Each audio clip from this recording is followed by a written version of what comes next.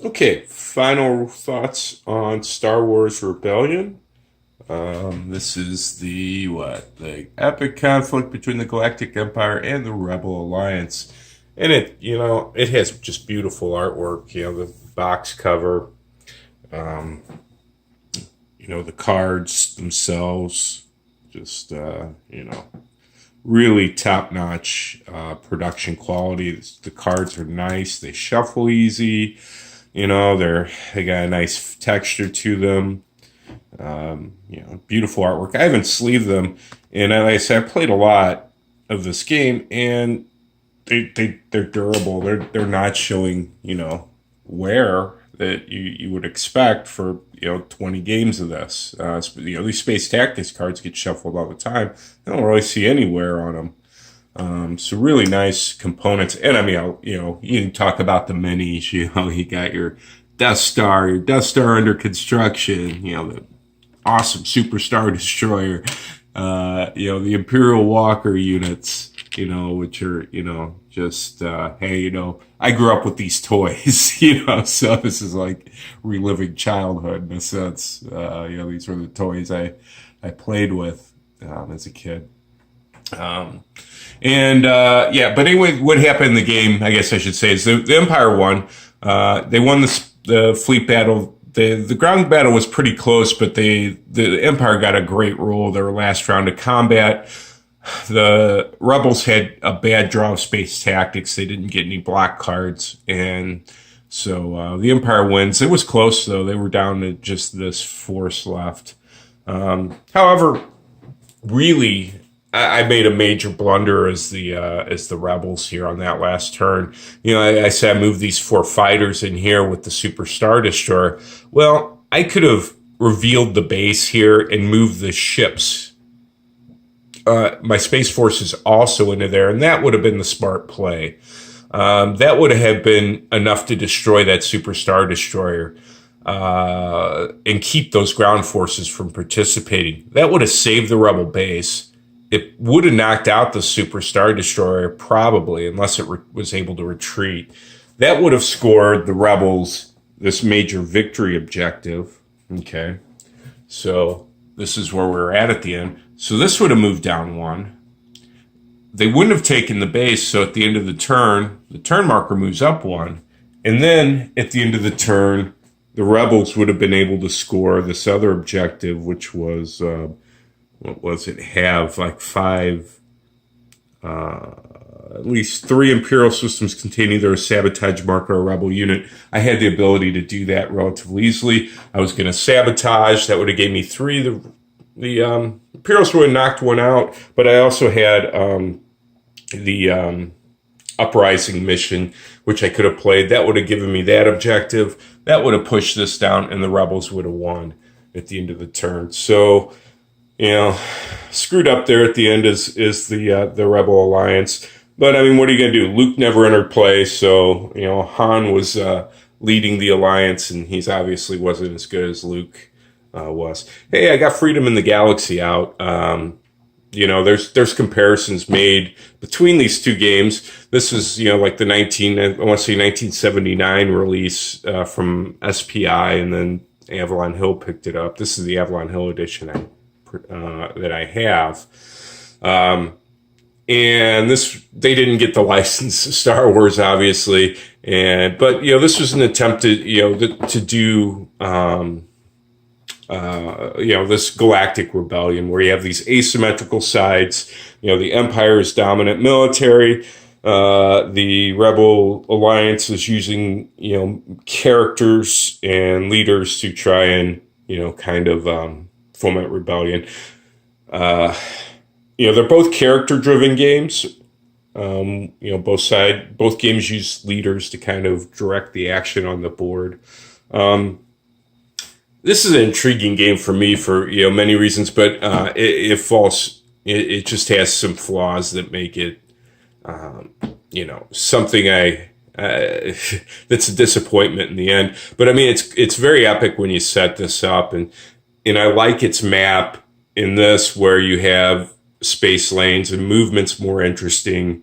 There's more detail on the planets. and that sort of thing. But the combat system's not interesting, and it gets very repetitive with flipping cards for missions all the time, and that kind of thing. So, and it's very, very long to play the whole campaign, which is why it's repetitive, because you're doing that for 20 hours or whatever it takes to play the whole game of that. Star Wars Rebellion, certainly, you get this done in 4 hours. You can get it done in less. Sometimes, you're done in 2.5 hours. Sometimes it goes a little longer to 5 hours. Just kind of depends on the game. But it's a evening game. You can play it during a school night. And boy, it looks epic as well. I enjoy the game a lot. Like I said, I've said in other videos, there is a depth of gameplay, a depth of strategy in it. It's not just a, dudes on a map game, Axis and allies in space. There's a lot to think about when you play this, a lot of strategies you can take. Even at the end, as I just said, I screwed up as the Rebel Alliance, and it's very easy to do that in this game, to make a mistake like that and cost you the game, or to make a brilliant move like that would have been had they done it and win the game. Balance-wise, I definitely feel the game's well balanced. I've not noticed, we've seen both sides win. Most games are fairly close. Occasionally you'll have a game that's not that close, and that's fine too. If it's always just this tightly done game, then maybe that skill's not so important, but I think skill is important. Certainly a first-time player is going to have a huge disadvantage playing this game against someone who's played it a lot. They're not going to know the objectives. They're not going to know the mission cards that are likely to come out. They're not going to know some of the strategies to employ in the game. Some of the things I don't like a lot about as much about the game. And this kind of goes with, in contrast to Freedom in the Galaxy, is the map. The map is beautiful. I mean, it looks nice. It looks epic. It's big. But movement in this game is just, for the Empire, is one space to the other each turn. That's all. And that doesn't feel very Star Wars-y to me. It seemed like the fleets could jump around, quite quickly in the Star Wars universe, and here they just kind of plod along. There's no kind of big maneuver element to them, at least to the Imperial side. Now the Rebels have the ability through some of their mission cards to take their fleet either off the board and put it in their secret base, or take it off their secret base and put it anywhere on the board. So they have that mobility, and that's kind of baked into the design as hey, the Imperials are, I guess, kind of slow and plodding and not able to react and bureaucratic, I suppose, and the Rebels are more dynamic in how they're able to operate their smaller military, I guess. I mean, that's the reasoning I put for it. This game gets a lot of criticism on its combat system with these tactics cards. I don't find that bad. Or a negative to the game, with one exception, and that is the smaller battles. If you're doing a real small battle, these things can really drag the battle out. That's inevitable to what it's going to be, except, well, maybe I can kill an extra unit or lose one less extra unit or whatever, and that could drag. You're shuffling.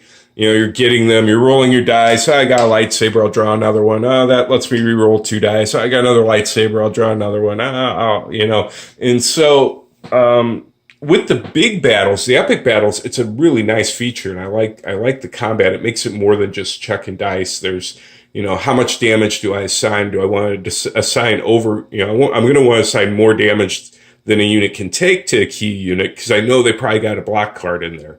But then maybe I'll get a tactic that says they can't block, and then that's great. Then I can, hammer them and vice versa. And there's things in there that I like with the space tactics. And it gives the leaders,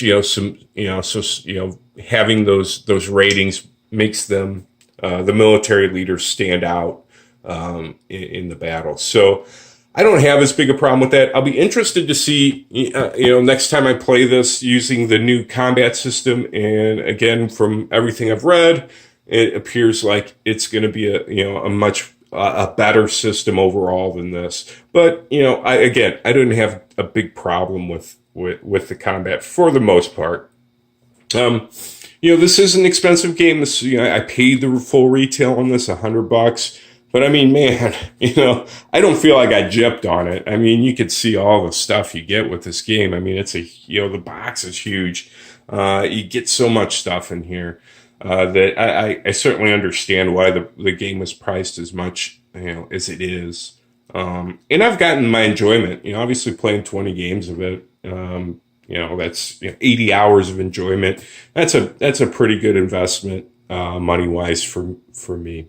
So, if you're interested in Star Wars, if you like Star Wars, this is probably a game you'll want to pick up at some point. Or hopefully your buddy pays the money and picks it up, because it does really give, I think, a good simulative value to the first trilogy of movies. The mission cards and everything, kind of bear out things that happen in the movie, and it feels very much like that, underdog rebellion against the big bad empire.